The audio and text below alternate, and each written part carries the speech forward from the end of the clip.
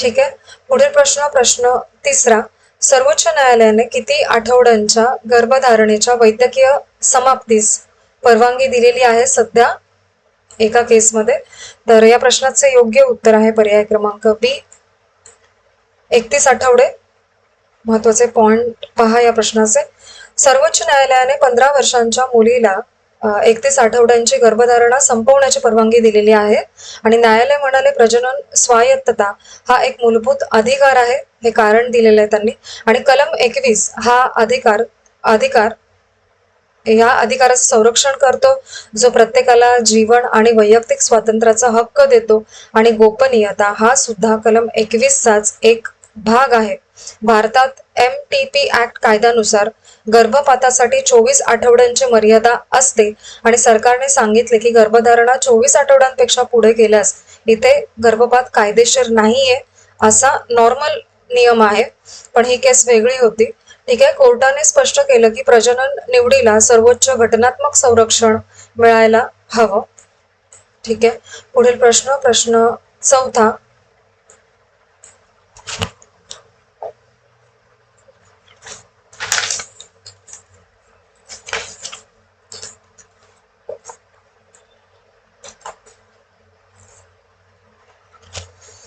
महिला फुटबॉल च्या विकासासाठी FIFA ने निवडलेल्या 12 देशांमध्ये भारताचा समावेश कोणत्या संस्थेमार्फत झाला? तर या प्रश्नाचे योग्य उत्तर आहे पर्याय क्रमांक बी, AIFF म्हणजे ऑल इंडिया फुटबॉल फेडरेशन, असा त्याचा फुल फॉर्म होतो. महत्वाचे पॉइंट्स पहा याचे. फिफाने महिला फुटबॉल विकासासाठी 12 देशांची निवड केलेली आहे आणि भारत त्यात आहे आणि भारताचं प्रतिनिधित्व अखिल भारतीय फुटबॉल फेडरेशन करत आहे. आणि हा कार्यक्रम मे 2026 ते ऑक्टोबर 2026 या काळात होईल, तेही ऑनलाईन. आणि AIFF ने सादर केलेल्या व्यावसायिक रणनीतीमुळे भारताची निवड झालेली आहे, हे त्यामागचं कारण आहे. आणि या कार्यक्रमाचा मुख्य उद्देश आहे महिला क्लब लायसन्सिंग आणि शाश्वत मॉडेल तयार करणं. ठीक आहे, लक्षात घ्या. आणि सहभागी देशांमध्ये Germany, Netherland, Sweden, Canada, Scotland, Mexico, Ghana, Jordan, Lithuania आणि पॅराग्वे या देशांचा देखील यामध्ये समावेश आहे. आणि हा उपक्रम भारताच्या महिला फुटबॉलच्या व्यावसायिक रचनेला बळकट करणार आहे. ठीक आहे. पुढील प्रश्न 5वा. 17 एप्रिल 2026 रोजी संपलेल्या आठवड्यात भारताचा परकीय चलन साठा म्हणजे फॉरेक्स रिझर्व किती झालेला आहे सध्या? तर या प्रश्नाचं योग्य उत्तर आहे पर्याय क्रमांक ए, 703.31 अब्ज डॉलर इतकं. महत्वाचे पॉइंट्स पहा. भारताचा परकीय चलन साठा 703.31 अब्ज डॉलर पर्यंत सध्या पोहोचलेला आहे. हा आकडा 17 एप्रिल 2026 या आठवड्याचा आहे आणि साठ्यामध्ये 2.36 अब्ज डॉलरची वाढ झाली. ही माहिती भारतीय रिझर्व्ह बँकेने पुरवलेली आहे. आणि 10 एप्रिल 2026 रोजी संपलेल्या आठवड्यामध्ये हा साठा 700.94 अब्ज डॉलर इतका होता आणि त्याआधीच्या आठवड्यामध्ये 3.82 अब्ज डॉलरची वाढ झाली होती. ठीक आहे. फॉरेक्स रिझर्व्ह मधील सर्वात मोठा हिस्सा म्हणजे फॉरेन करन्सी असेट्स म्हणजे FCA असतो, हे लक्षात घ्या. आणि FCA मध्ये 1.48 अब्ज डॉलरची वाढ झालेली आहे आणि त्यामुळे FCA ची रक्कम जवळजवळ 557.46 अब्ज डॉलर पर्यंत गेलेली आहे. फॉरेक्स रिझर्व्ह मध्ये सोन्याचा साठा, SDR आणि IMF रिझर्व्ह पोझिशन्स यांचा देखील समावेश असतो. ठीक आहे. पुढील प्रश्न 6वा. नोएडा आंतरराष्ट्रीय विमानतळाच्या अंतरिम CEO म्हणून कोणाची नियुक्ती करण्यात आलेली आहे? तर या प्रश्नाचे योग्य उत्तर आहे पर्याय क्रमांक डी, नीतू शर्मा यांचे नाव लक्षात ठेवा. महत्वाचे पॉइंट्स पहा या प्रश्नाचे. नीतू शर्मा आता नोएडा आंतरराष्ट्रीय विमानतळाच्या अंतरिम CEO झालेल्या आहेत.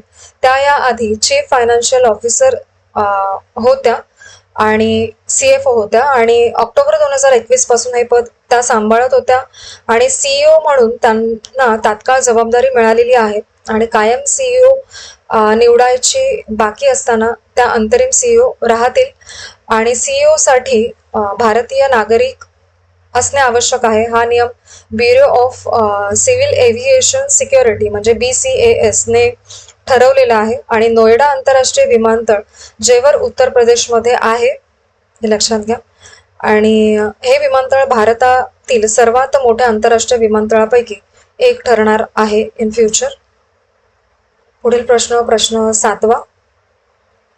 महाराष्ट्र शासनाने स्मार्ट सिटी प्रकल्पा संदर्भात 21 एप्रिल 2026 रोजी कोणता निर्णय घेतलाय? हा निर्णय छत्रपती संभाजीनगर याच्याशी संबंधित आहे, लक्षात घ्या. ठीक आहे, तर याचे योग्य उत्तर आहे पर्याय क्रमांक बी. संचालक मंडळ बरखास्त केलेला आहे. ठीक आहे, पुढील प्रश्न याचे महत्वाचे पॉइंट्स पहा. महाराष्ट्र सरकारने 21 एप्रिल 2026 रोजी स्मार्ट सिटी संचालक मंडळ बरखास्त केलं. छत्रपती संभाजीनगर नगरातील सर्व स्मार्ट सिटीचे प्रकल्प आता थेट महानगरपालिकेकडे वर्ग होणार आहेत त्यामुळे. आणि स्मार्ट सिटी योजना 2016 पासून सुरू झालेली आहे आणि छत्रपती संभाजीनगरामध्ये 40 पेक्षा अधिक हे प्रकल्प सध्या चालू होते आणि केंद्र शासनाचा निधी जून 2025 पासून थांबलेला आहे आणि पूर्ण डिसेंबर 2025 पर्यंत प्रकल्प पूर्ण करण्यासाठी मुदत मिळाली देखील होती आणि स्मार्ट सिटी मिशन संपल्यामुळे शहरी प्रकल्पांची जबाबदारी पूर्णपणे महानगरपालिकेवरती आली आहे त्यामुळे. ठीक आहे, पुढील प्रश्न 8वा. भारतातील पहिली एकात्मिक लिथियम आयन बॅटरी पुनर्वापर म्हणजे रिसायकलिंग सुविधा कोणत्या राज्यात सुरू झाली? तर याचे योग्य उत्तर आहे पर्याय क्रमांक सी, उत्तर प्रदेशमध्ये. महत्वाचे पॉइंट्स पहा. भारतातील पहिली एकात्मिक लिथियम आयन बॅटरी पुनर्वापर सुविधा उत्तर प्रदेशमध्ये सुरू झाली आहे आणि ही सुविधा सिकंदराबाद उत्तर प्रदेशमधल्या UPSITC इंडस्ट्रीज एरियामध्ये आहे आणि रॉकलिंक इंडिया ने हा प्रकल्प उभारलेला आहे. कंपनीचे नाव कुठे स्थित आहे. इथे लिथियम आयन बॅटरीचा पुनर्वापर केला जातो आणि या सगळ्यामुळे आपल्याला देशांतर्गत महत्वाच्या खनिजांची पुनर्प्राप्ती वाढवता येऊ शकते भविष्यासाठी आणि ब्लॅक मास मध्ये लिथियम, कोबाल्ट, निकेल सारख्या मौल्यवान धातू मिळतात आणि भारताच्या आयात अवलंबित्व कमी करण्यात हा प्रकल्प महत्वाचा ठरेल. पुढील प्रश्न 9वा. ISSF ज्युनियर वर्ल्ड कप 2026 मध्ये महिलांच्या 50 मीटर रायफल 3 पोझिशन्स मध्ये सुवर्ण पदक सध्या कोणी जिंकले? तर या प्रश्नाचं योग्य उत्तर आहे पर्याय क्रमांक ए, प्राची गायकवाड यांनी. महत्वाचे पॉइंट्स पहा. ISSF ज्युनियर वर्ल्ड कप 2026 मध्ये स्पर्धा कैरो येथे आयोजित करण्यात आली होती. ही स्पर्धा इजिप्तमध्ये पार पडलेली आहे आणि प्राची गायकवाड यांनी महिलांच्या 50 मीटर रायफल 3 पोझिशन्स मध्ये यामध्ये सुवर्ण पदक जिंकलं. प्राची गायकवाड यांनी 354.6 गुणांसह सुवर्ण पदक पटकावले आहे आणि भारताने या स्पर्धेमध्ये 3 सुवर्ण, 5 रौप्य आणि 3 कांस्य पदकं जिंकलेली आहेत.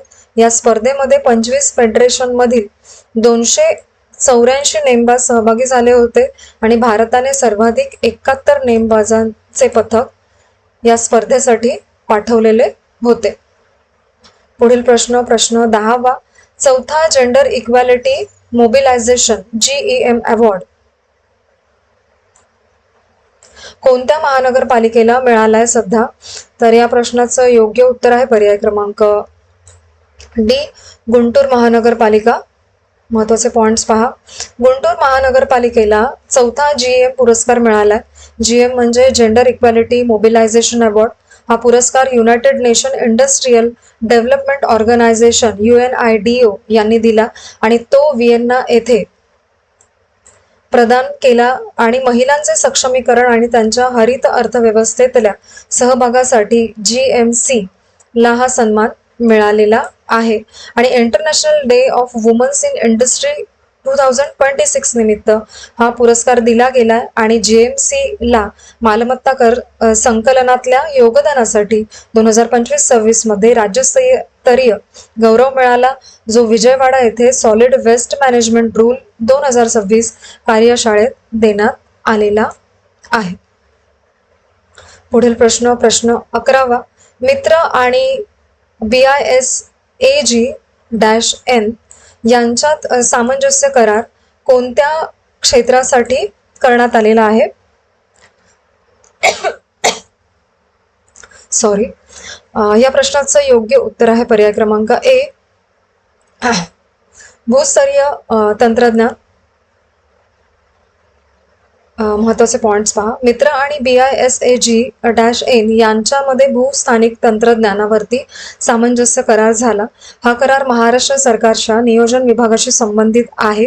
मित्र आणि महाराष्ट्र इन्स्टिट्यूट फॉर ट्रान्सफॉर्मेशन, तर BISAG-N म्हणजे Bhaskaracharya national institute for space applications and Jio informatics असा त्याचा फुल फॉर्म आहे. लक्षात ठेवण्याचा प्रयत्न करा. आणि BISAG-N ही अवकाश अनुप्रयोग आणि भूमाहिती संबंधित केंद्र सरकारची संस्था आहे आणि या MOUच्या माध्यमातून शासकीय योजनांचे परकीय अधिक स्पष्टपणे मोजता येतील आणि महाराष्ट्र सरकारने विकासासाठी तंत्रज्ञानावरती आधारित दृष्टिकोन स्वीकारला आहे आणि राज्याच्या दीर्घकालीन नियोजनासाठी हा करार महत्त्वाचा आहे. आणि मित्र आणि BISAG-N यांनी हे सहकार्य प्रशासनाला अधिक कार्यक्षम बनवेल. ठीक आहे. पुढील प्रश्न 12वा आणि आजचा आपला शेवटचा प्रश्न. सिडको नवी मुंबईमध्ये एकात्मिक लॉजिस्टिक पार्क किती क्षेत्रांवरती विकसित करणार आहेत? तर या प्रश्नाचे योग्य उत्तर आहे पर्याय क्रमांक सी, 374 हेक्टर इतक्या क्षेत्रावरती. महत्वाचे पॉइंट्स पहा. सिडको नवी मुंबईत एकात्मिक लॉजिस्टिक पार्क उभारणार आहेत. सुमारे 374 हेक्टर जागेवरती हा प्रकल्प उभा राहणार आहे आणि चिर्ले गावाजवळच्या पुष्पक नोडमध्ये याची जागा निश्चित करण्यात आलेली आहे. लक्षात ठेवा. आणि महाराष्ट्र लॉजिस्टिक्स धोरणाच्या मार्गदर्शक तत्वांनुसार हा प्रकल्प सरकारला जाणार आहे आणि पार्कमध्ये वेअरहाऊसिंग, कंटेनर फ्रेट स्टेशन्स आणि इनलँड कंटेनर्स डेपो सारख्या सुविधांचा समावेश असेल. तसेच काही लाईट इंडस्ट्रीजही येथे स्थापन करण्यात येतील. ठीक आहे. आणि एकूणच नवी मुंबईला राष्ट्रीय पातळीवरती लॉजिस्टिक्स हब बनवण्याच्या दृष्टीने हा एक प्रकल्प अत्यंत महत्त्वाचा मानला जात आहे. तर आजचे आपले 25 एप्रिल 2026 डेली करंट अफेअर्स पाहून झालेले आहेत. आजचे लेक्चर तुम्ही शेवटपर्यंत पाहिलेच असेल, त्याबद्दल थँक्यू सो मच.